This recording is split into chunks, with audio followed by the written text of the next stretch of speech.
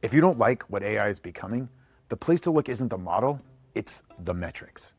Watch where it's stalling out. There's therapy, there's mentoring, there's negotiation, parenting, comedy.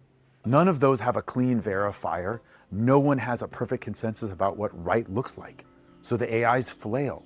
They miss the substance because the scoreboard doesn't work in those contexts. Chess already fell, like so many games. The verifier is built into the rules of the game. The scoreboard is always going to tell you the story, the win or the loss. Driving is going to fall to AI, not because driving is easy, but because we can score every micro interaction, a smooth acceleration, a legal left turn, a safe following distance. Each one is a verifier, and each one becomes a teacher for the model. The AI revolution is showing us the jaggedness, not just of the real world, but of our metrics around that real world. Let's talk about healthcare. Diabetes management is falling fast to AI because A1C is a clean number, glucose is a continuous signal, and the loop can be closed quickly. Chronic pain, there isn't a biomarker, there isn't an agreed upon scale, there isn't a clear path to understand differences between patients. And since there's no verifier, there's limited progress.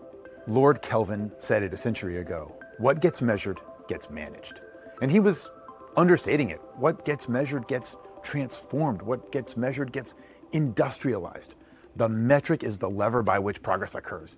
And what it's showing us is the unevenness of what can be measured and what we're willing to invest the time and careful attention to go and measure. Which jobs do we already know how to grade versus which jobs do we not know how to grade? The work that resists measurement may become more valuable because everything measurable is being commoditized in real time. The unmeasurable becomes that new scarcity.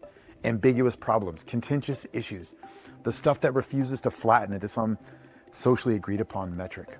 James Scott calls this legibility, the way states and systems force the world into shapes that they can read.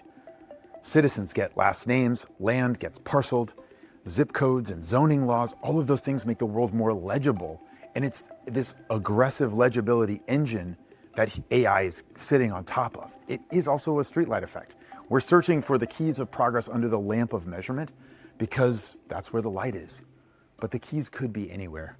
So here's the question I want to leave you with. Not what is AI going to do? It's really about, can we build better scoreboards and can we find ways to agree? I'm Zach. This is Outside Insights. Let's find out.